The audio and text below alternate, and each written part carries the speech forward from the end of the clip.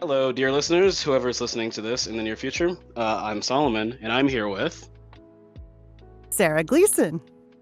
Sarah Gleason. Awesome. She is very talented. She plays the Huntress and also Kate, Kate Denson. And we're going to talk about how that was for her, along with just her life, because she's interesting. So, I guess my first question to you is, what did you know about Dead by Daylight before joining this project? Not a whole lot, although I have a 12-year-old son who, like, he knew as soon as I told him what the project was, he's like, oh my God, you got to look at this. Because he, I guess, had played the game and couldn't believe that I was actually doing something relating to that. So that was cute. Yeah, that's actually adorable. You can't tell, but I'm really smiling right now. That's adorable. Did you did you go into depth about how you play a character who murders children? No, but like evil characters are my jam. Like, or not even evil, but evilly inclined or unusual characters are my favorite. So I thought that was actually pretty cool. Yeah, I have noticed that I haven't done nearly as much voice acting as you have probably, but like I've been cast as a lot of villains. It's always villains for me. I think this is the first time I'm playing a non-villain, even though he has murdered before. So something about people who just gravitate towards villains. They're always the best. I've noticed. Well, and there's something about playing a villain. Like it's just so like I am so far from that in my regular life. So it's like reaching as far as I possibly can creatively to go to somebody completely different, and that's what makes it the most fun to me as an Yeah, actor. I would assume you and the Huntress are very different. I would hope so. I would hope so, yeah. Right. Where did you learn like a Russian accent for this character? Like, have you just had that with you for years, or?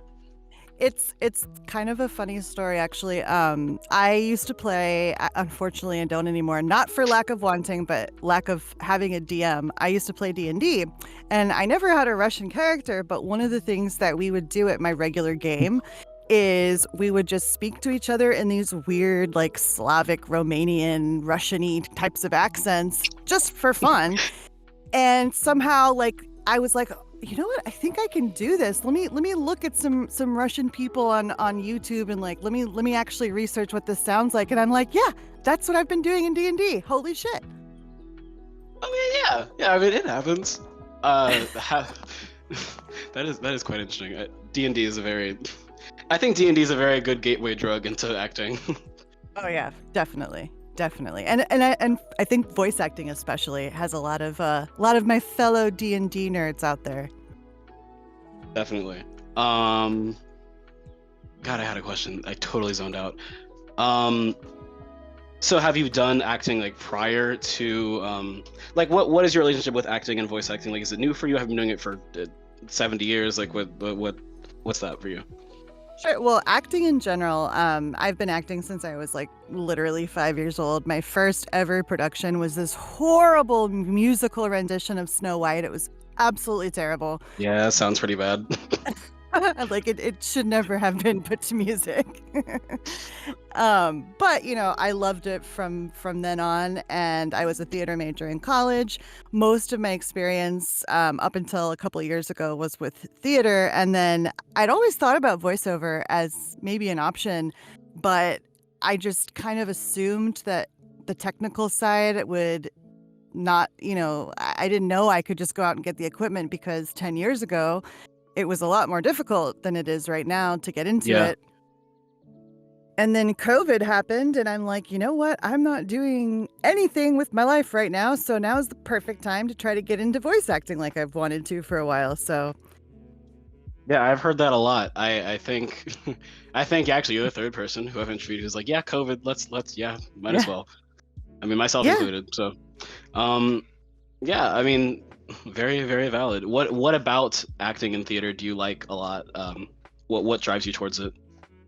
I don't know. I've always liked being honest. I like being on stage. The theater side of things is really cool to have a live audience, but even not being able to get into a character that's so different than me is like freeing in this really weird kind of way. But I'm not naturally a very outgoing person, for example. And like when I have a role that I'm playing, I can be anything that I want.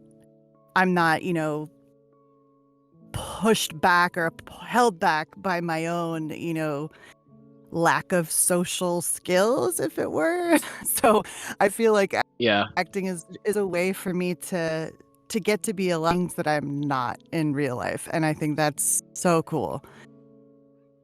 Well, I'm glad that's an avenue for you. I know there's this big like misconception that all actors are very extroverted and loud just because theater kids have that rep. But like I met a lot of theater kids who are like, kind of shy and anxious, and I I feel think like that's actually more common than people realize. Like a lot of celebrities, even you look at somebody like Robin Williams, who's like renowned as being this huge, outgoing personality and all these jokes, and in reality, he was really shy, and the jokes and all of that comedy were like a wall that he put up, or what he kind of hid behind. So you can't always tell. Oh yeah, no, definitely, and he's someone like a lot of people look up to in that realm. Is what are some of your inspirations? Do you have inspirations like as an actress? Definitely. I mean, one of my biggest inspiration is just anybody who has a lot of talent and who, I look at and I think, oh my God, I would kill to work with that person someday. And the idea of, just trying to be better and get myself to the point where I can regularly be working alongside some of the people that I look up to now, that is hugely inspiring to me. Right. And what how am I word this? What do you do like in the day to day? Are you like really focused on acting, or do you have like another job, or like what do you do day to day? Sure. Well, I have like what they call a normal 9 to 5 job. Although it's more normal now than it used to be. And I'm hoping, hopefully sooner than later, acting can be more of a primary than it is right now. But Right. prior to COVID, I was a sales trainer for a company that sold smoke shop accessories like vaporizers, lighters, papers, Hell yeah. excuse me, water pipes, all that jazz. Water pipes. Yeah, don't say the other word or you'll get in trouble. Yeah, it's okay. We here at the Auric, so we're all high constantly. It's totally fine. Okay, Um, well then we'll get along great. yeah, literally. I feel like in order to be a supreme act, you need just a heavy amount of drugs to just have to pile them on. I Um, really think that it helps. It can for sure. it certainly can. Let's see. Hmm. Maybe I should have made a list of actual questions. So you've worked with me on another project that may or may not come out at some point. But this is the first time I've actually like talked to you about things. So what was it like working with this project and trying to like bring this character from a video game to life? Because I mean, in the game, obviously she has no dialogue. She just has kind of grunty animal noises. So what was it like your dramaturgical process in making this character happen? In some ways, having not been as familiar with the game is almost it can be an advantage in some ways because I didn't have, any preconceived notions of what she should be. Right. And I think that you put a lot of comedy into this whole thing, but into her especially, and I love that. And I don't know if she was like that at all in the actual game, but She's I think it's great. she's very not. Um, I think I it's great. thank you.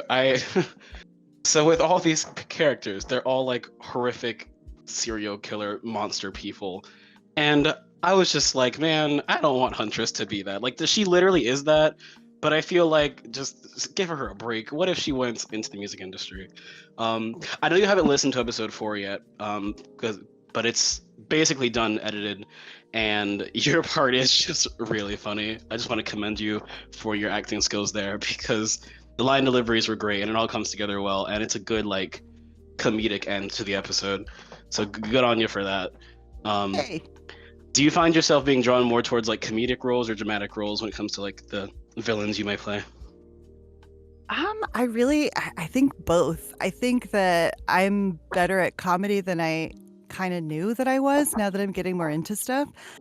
But I love a good drama. I love a good like truly actually like evil horrible character, and I like the funny evil characters too. I think they all have merit.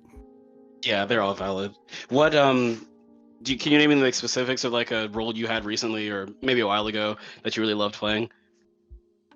I haven't played any evil characters in a while, other than the ones I'm working on getting my demo put together, and I'm definitely doing some evil ones for that. But Ooh. the most recent character that I played outside of this is actually more of like a true neutral character. She's a Norn goddess.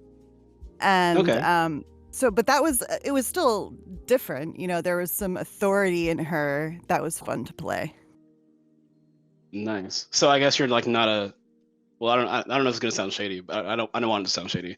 But would you consider yourself not like an authoritative like parent since you have children? Like you can chill with your kids or whatever? Like Not really. Yeah, I'm definitely more of the nice one. Although I'm getting better now that my 12-year-old is at that age where he's like constantly pushing our buttons. I'm getting better about it. But I'm definitely the nice one. My husband is the disciplinarian. okay. Good to know. You should it's gonna be really weird when if you ever like see your 12-year-old playing Dead by Daylight and then your character's there. It might be kind of an awkward situation there. It would be weird. Little weird, but you know it's okay. These things happen. Um, hmm, I am really scrambling to find things to talk about. Do you have any questions for me? I mean, we haven't really met properly, so Well, sure. Let's turn this around and ask some of the same stuff. Like, how did you get into voiceover stuff? Like, what has your journey been to get here? um, I've been a theater kid since I was 5'2". Actually, we share that in common. I remember Lovely. my first thing at 5 years old. I played a Native American. I was Squanto or something, and I was just like, But looking back on it, I was just like, I'm not the right fit for this part, am I? At all. But no, I've been in theater all my life, and then I joined a fancy theater school in my area, and we spent like half the day learning theater, half the day doing regular high school, kind of like Victorious, if anyone knows what Victorious is. It was That's Hollywood cool. Arts. Yeah. And then the pandemic struck, and ironically enough, the curriculum we had on that particular time was voice acting. So we were already stuck at home anyway. I mean, like, might as well start to voice act. And then I made various projects because I knew how to edit stuff, and some were good and some were bad and some have not come out yet. So now I'm trying to make that an actual thing that I do. Like I want to be a showrunner, I think, if not like a voice actor, but kind of want to do what Alex Hirsch did. Alex Hirsch made his own show, voice acted in it, is a general cool guy. I look up to him. He made Gravity Falls, if you've seen Gravity Falls. Oh, nice. Um yeah. Yeah, it's interesting how many people how many people say that COVID had something to do with their arrival into this wonderful world of voiceover. Well, yeah, especially theater. Like, the school I'm at right now is the University of the Arts in Philadelphia, but I've not been there yet because of COVID. They shut down the campus, so I had an entire year of like online theater college school, and I took what I could get from it. But you know, it's online theater. It's not Not nearly the the same as being on a same. stage. Yeah, no, I'm sure all of us theater kids are itching to get back on a stage at some point. I could imagine. Although, Yeah, I'm yeah. like, oh, am I gonna make the auditions? There's like a couple of Shakespeare companies near here, and I was like, oh, I could do summer Shakespeare, but I missed it. Oh, yeah, it's okay. There'll be more chance for theater. It won't go anywhere. True, true. Everyone's always like, "Oh, theater's dying," but like, no, it's staying. It hasn't left. It'll continue to flourish even There's amongst this still too many pandemic. people that love it. Absolutely, yeah. Yeah, there's so many weird people who love theater. I can't. Why? Have you done like All what's been some of your favorite like theater stuff you've done? Like been on stage and performed? Oh, okay. So, well, Shakespeare is a big although my favorite Shakespeare play, Romeo and Juliet, I've never done, and now I'm probably too old to ever do, which is very sad. But You that's could like my play the nurse, dream role. probably, right? Oh, I don't want to play the nurse. I want to I play like the nurse. Juliet. She's Fair enough. funny and I could totally play her. I would definitely be able to pull it off, but my dream role of any Shakespeare roles is Juliet. I just love the way she's written. I love the language, all of the scenes. I have like the entire play memorized pretty much. So, Yeah. but my other probably biggest role when I was younger, my first non like school related production was when I was 13. I was cast to play Anne in The Diary of Anne Frank at a community college near where I lived. Oh, cool. And it was awesome. Like that, the first time I had really been around a lot of other, maybe not professional, but really, really good actors. And everybody was better than me. And I had never been around that before. And it was so cool to like be in that position where I was actually being brought up or trying to bring myself up to their level. And just very inspiring to work around that. And yeah, it was an awesome experience. Yeah, I always find that being surrounded by people who are really good, like, just drives me so much. A lot of the actors I've cast for this have just had really good takes on their stuff, and I'm like, man, I want to do that. Like, I know I wrote that, but I want to like do that. I want that. I'm really proud of a lot of the actors that I cast for this, especially you. You're great. You're really great. Um, it's very nice to have a cast. Honestly, I just like it a lot. I met with some of my friends to record some lines, like the guy voicing the guy voicing Quentin and the girl voicing Zarina. I met with them in my house and like directed them while they were recording, and that was just so fun. I just love directing Cool. people live. Yeah, like it was COVID safe, but we did it in my house, and it was very very fun. I love that kind of thing, and I assume that's the similar passion you have for like being on stage. Yeah, absolutely. Or even like now, like you don't even have to be on stage. Being on stage, you have the audience, which is cool. And there's an energy that you get when you're on stage live. But, I would imagine you get the same thing like if you're taping a show in front of a studio audience, it'd be the same kind of effect. And that's part of the challenge of voiceover that I actually really like, is that you have to find ways of finding that energy from other places. And because it's just you usually in the room, usually you don't even have another person to react off of. So the challenge of voiceover in that aspect is another thing that I've really, really enjoyed. Right, yeah. I do think it is quite challenging, and I'm not a professional at all, so I wouldn't know how to like give good advice on that. But I've found that when I'm recording lines, it's nice to be your own best friend and like have that presence with yourself in the room. It helps. Are you best friends with Sarah? Are you guys tight? I think so. I think I'm pretty down with her. Nice. It's good to have friendships with yourself, because some people, actually a lot of people don't have that. A lot of people are not they don't like themselves that much, but That's true. yeah, sad. I guess we covered most of our bases, unless you want to talk about anything. Do you have any like life advice for people? You seem worldly. I don't know if that's the best word. Like, I mean, let's call a spade a spade. I'm probably older than a lot of people. Uh-oh. I think you and the nurse are around the same age. Both of you have kids that are like in their almost teens.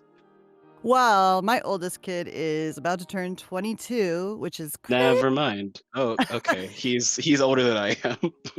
But that being said, like I got started with him when I was young, but even still, yeah. I've been around the block a few times.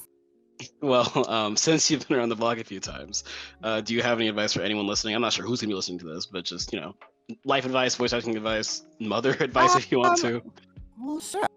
I always have some advice. I mean, I can always sit here and tell people what to do. Obviously, no. yes.